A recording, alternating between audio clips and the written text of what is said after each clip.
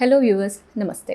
నేను doctor Maitreyi, fertility expert, founder and clinical head of Maitrisri fertility centre, Kukatpally, Hyderabad. ఈరోజు మనము poor ovarian reserve గురించి మాట్లాడుకుందాము. అసలు పువర్ ఒవేరియన్ రిజర్వ్ అంటే ఏంటి? ఇన్ కేస్ ఇది మీకు డయాగ్నోజ్ అయ్యింది అంటే మీకు నార్మల్గా ఎటువంటి సిమ్టమ్స్ అనేవి మీరు గమనిస్తారు, అండ్ తర్వాత డాక్టర్ దగ్గరికి వెళ్ళినప్పుడు ఎటువంటి టెస్టులు చేస్తారు, నెక్స్ట్ మనం ఏం ట్రీట్మెంట్కి వెళ్ళాలి, ఈ విషయాల గురించి మనం ఈరోజు తెలుసుకుందాము. నార్మల్గా ఎప్పుడైతే ఆడవారికి మెన్స్ట్రువల్ సైకిల్స్ అనేవి ఇర్రెగ్యులర్గా వస్తున్నాయో, అంటే నెల నెల రావాల్సిన డేట్ ఎప్పుడైనా కానీ 30 or 28 డేస్కి రావాల్సిన డేట్ అనేది వీళ్ళకి త్వరగా వస్తుంది. ఒక 25 డేస్కి వస్తుంది, దాని తర్వాత కొన్ని రోజులకి ఇంకా 23 డేస్కే వస్తుంది, 20 డేస్కి వస్తుంది. ఇలా ఫాస్ట్గా సైకిల్స్ అనేవి వస్తున్నాయి. ఆర్ఎల్స్ కొన్ని రోజులు స్కిప్ అయిపోయి అసలు ఒక 2-3 మంత్స్ అనేది కూడా రాకుండా ఉంటుంది. సో మీ సైకిల్స్ అనేవి ఇలా ఎరాటిక్గా అవుతున్నాయి అంటే అప్పుడు ఏదో ఒక సమస్య అనేది స్టార్ట్ అయింది అనేది గమనివ్వాలి. సో ఈ సమస్య అనేది ఎటువంటిది అనేది తెలుసుకోవడానికి డాక్టర్ని కన్సల్ట్ అవ్వాలి. కన్సల్ట్ అయినప్పుడు మీకు డాక్టర్ అనేది ఒక బేసిక్ స్కాన్ అనేది చేస్తారు. ఇలా చేసినప్పుడు ఎందుకు డేట్స్ అనేవి ఇర్రెగ్యులర్గా వస్తున్నాయి అనేది మనము చూస్తాం. సో గర్భసంచిలో ఏమన్నా ప్రాబ్లం ఉందా, లేకపోతే ఏమైనా అండాశయంలో ప్రాబ్లం ఉందా అనేది చూడాలి. ఇర్రెగ్యులర్ సైకిల్స్కి మేజర్గా మనం చూసుకుంటే 2 రీజన్స్ ఉంటాయి. ఒకటి వచ్చేసి ఈదర్ పీసీఓఎస్ ప్యాటర్న్ అన్నా ఉండొచ్చు, లేకపోతే పువర్ ఒవేరియన్ రిజర్వ్ అన్నా ఉండొచ్చు. ఈ 2 ఫ్యాక్టర్స్లో కూడా మనకి సైకిల్స్ అనేవి ఇర్రెగ్యులర్గా అవుతాయి. కాకపోతే ఈ 2 అనేవి ఆల్మోస్ట్ ఆపోజిట్ పోల్స్, ఒకటి ఈస్ట్ అయితే ఒకటి వెస్ట్.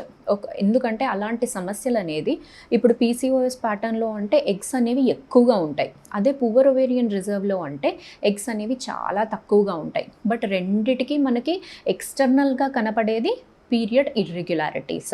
సో ఈ పీరియడ్ ఇర్రెగ్యులారిటీస్ అనేవి అయినప్పుడు స్కాన్ చేసినప్పుడు మనకి ఇదా పీసీఓఎస్ఆ లేకపోతే పువర్ ఒవేరియన్ రిజర్వా అనేది మనం తెలుసుకోవచ్చు. ఇప్పుడు స్కాన్ చేసినప్పుడు పువర్ ఒవేరియన్ రిజర్వ్ వాళ్ళకి మనకి ఏం కనపడుతుంది?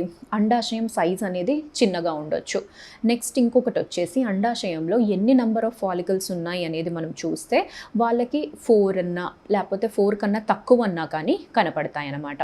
నార్మల్గా అంటే వాళ్ళ ఏజ్ వాళ్ళకి వేరే పేషెంట్ అనేది మనం చూసినప్పుడు అరౌండ్ 8 to 10 ఫాలికల్స్ అనేది ఉండొచ్చు, కానీ వీళ్ళల్లో మనకు కనబడేది 4 కన్నా తక్కువ అనేది కనబడుతుంటాయి.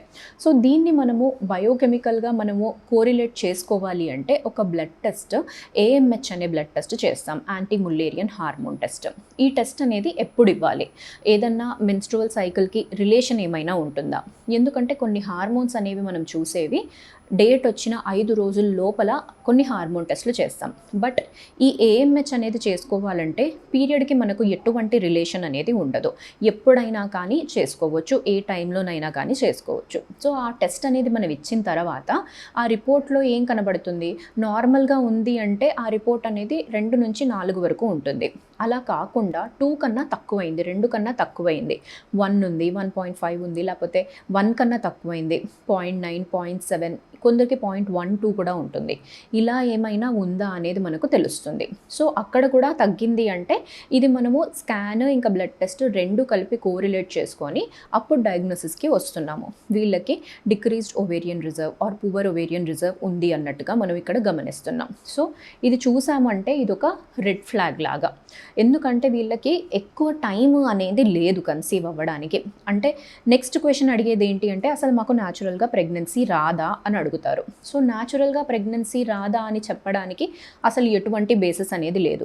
కొందరు న్యాచురల్గా కూడా కన్సీవ్ అవ్వచ్చు, బట్ సైన్స్ ప్రకారము ఇప్పుడు మనకు ఇంత వాల్యూ ఉంది అంటే ఈ మోడ్ ఆఫ్ ట్రీట్మెంట్ అనేది వెళ్ళాలి అన్నట్టుగా మనం చెప్తాం. సో దాని ప్రకారము ఎప్పుడైతే ఇది డయాగ్నోస్ అయిందో డిపెండింగ్ అపాన్ ఫాలికల్ నంబర్, ఓవరీలో ఎన్ని ఫాలికల్స్ ఉన్నాయి అనేది చూసుకొని నెక్స్ట్ వాళ్ళకి ఐయుఐ చేయాలా లేకపోతే ఐవీఎఫ్కి వెళ్ళాలా అనేది మనం అక్కడ డెసిషన్ అనేది తీసుకుంటాం. అండ్ చాలామంది ఇంకొకటి ఏంటి అంటే ఈ రావడానికి అసలు రీజన్ అది ఏంటి అనేది నెక్స్ట్ క్వశ్చన్. మెయిన్గా ఎప్పుడైతే ఆడవారి ఏజ్ అనేది ఇంక్రీజ్ అవుతుందో ఏజ్తో పాటు అండాశయంలో ఎగ్స్ అనేవి ఆటోమేటిక్గా తగ్గిపోతాయి. సో అది అనేది ఒక న్యాచురల్ ఫ్యాక్టర్. ఇలాగే వాళ్ళకి తగ్గి మెనోపాజ్ వరకు రీచ్ అవుతారు. ఇది కాకుండా ఏజ్ అనేది ఎక్కువగా లేకున్నా కానీ ఈ మధ్య కాలంలో మనం పేషెంట్స్ని చూస్తున్నప్పుడు ఎక్కువగా అరౌండ్ 22, 23, 24 ఇయర్స్ ఉన్న వాళ్ళకి కూడా ఈ పువర్ ఒవేరియన్ రిజర్వ్ అనేది అవుతుంది. అంటే దానికి ఎగ్జాక్ట్గా ఇదే రీజన్ అనేది చెప్పడానికి మాత్రము వీలు పడదు. బట్ నెక్స్ట్ మనము ఏం ట్రీట్మెంట్ చేయాలి అనేది మాత్రం మనకి తెలుస్తుంది. రీజన్ అనేది యూజువల్గా ఒకటి ఏజ్ ఇంక్రీజ్ అయినప్పుడు అది న్యాచురల్. లేదు వీళ్ళకి ఏజ్ అనేది తక్కువగానే ఉంది కదా, బట్ స్టిల్ ఎందుకు ఉంది అంటే మనము అనుకునే ఫ్యాక్టర్స్ ఏంటి అంటే మనం ఎక్స్పోజ్ అయ్యే కండిషన్స్. ఇప్పుడు మనము మన చుట్టూ ఉన్న ఎన్వైర్మెంటల్ కండిషన్స్ అయినా, ఫుడ్ అయినా, మన హ్యాబిట్స్ అయినా ఇవన్నీ కూడా మనకి ఇన్ఫ్లుయెన్స్ చేస్తాయి. ఫర్ ఎగ్జాంపుల్ వాటి క్వాలిటీ అనేది, వాటి క్వాంటిటీ అనేది కూడా తగ్గిపోయే ఛాన్స్ అనేది ఉంటుందన్నమాట. అండ్ నెక్స్ట్ క్వశ్చన్ ఏంటి, ఈ ఎగ్స్ అనేవి మాకు పెరుగుతాయా లేదా అనేది థర్డ్ క్వశ్చన్. సో ఎప్పుడైతే ఎగ్స్ అనేవి తగ్గిపోయాయో అది ఎటువంటి ట్రీట్మెంట్లో కూడా మ్యాక్సిమం 95% అనేది పెరగవు. అది ఎంతైతే ఉందో దానికి తగ్గట్టే ట్రీట్మెంట్ అనేది తీసుకోవాలి. ఈ మధ్యకాలం కొన్ని experimental studies, for example PRP injections అనేవి వస్తున్నాయి. ఈ ఇంజెక్షన్స్ అనేవి మనము ఓవరీలో ఇచ్చినప్పుడు నెక్స్ట్ మనం మానిటర్ చేసినప్పుడు కొన్ని ఫాలికల్స్ అనేవి కనపడుతున్నాయి అన్నట్టుగా తెలుస్తుంది. బట్ ఇది ఇంకా ఎక్స్పెరిమెంటల్ ఆ స్టేజ్లోనే ఉంది. పర్టిక్యులర్గా ఏ స్టడీ కూడా 100% ఎగ్స్ ఇంక్రీజ్ అవుతాయి అన్నట్టుగా మాత్రం ఇప్పటికీ రాలేదు. అందుకు మీకు నంబర్ అనేది చూసుకొని ఇమీడియట్గా ట్రీట్మెంట్ అనేది స్టార్ట్ చేయాలి. సో ఫోర్త్ క్వశ్చన్ ఏంటి, ఎటువంటి ట్రీట్మెంట్ అనేది తీసుకోవాలి, న్యాచురల్గా ట్రై చేయాలా, ఐయుఐకి వెళ్ళాలా, ఐవీఎఫ్కి వెళ్ళాలా? సో న్యాచురల్గా మాత్రము ఆ ఆప్షన్ అనేది ఇక్కడ మనము రూల్ అవుట్ చేస్తున్నాం. ఎందుకంటే ఎక్కువ టైం అనేది లేదు. ఇప్పుడు న్యాచురల్గా ట్రై చేసుకోండి అన్నట్టుగా వదిలేస్తే ఆఫ్టర్ ఫ్యూ మంత్స్ అవి ఇంకా తగ్గిపోయి కంప్లీట్గా జీరో కూడా అయ్యే ఛాన్సెస్ అనేవి ఉంటాయి. అందుకే ఇమీడియట్గా ట్రీట్మెంట్ అనేది స్టార్ట్ చేసుకోవాలి, ఈదర్ ఐయుఐ ఆర్ ఐవీఎఫ్. ఐయుఐకి వెళ్ళాలి అంటే ఏజ్ ఫ్యాక్టర్ అనేది మెయిన్ అనేది కాదు ఇక్కడ, బట్ ఎంత నెంబర్ ఆఫ్ ఎగ్స్ ఉన్నాయి అనేది ఇంపార్టెంట్. కావాలంటే ఒక 4 eggs 5 eggs అనేవి కనపడుతున్నాయి అన్న స్టేజ్లో ఒక 1 cycle ఆఫ్ ఐయుఐ అలా ట్రై చేయొచ్చు. ఐయుఐలో కూడా అవ్వట్లేదంటే అప్పుడు ఐవీఎఫ్కి వెళ్ళాలి. ఇన్ కేస్ ఎగ్ నెంబర్ అనేది బాగా అలార్మింగ్గా లో ఉంది, అంటే జస్ట్ వాళ్ళకి 2, 3 కనపడుతున్నాయి, or else only 1 or 2 eggs కనపడుతున్నాయి అంటే మాత్రము వాళ్ళు 100% ఐవీఎఫ్కే వెళ్ళాల్సిన అవసరము అనేది కనపడుతుంది.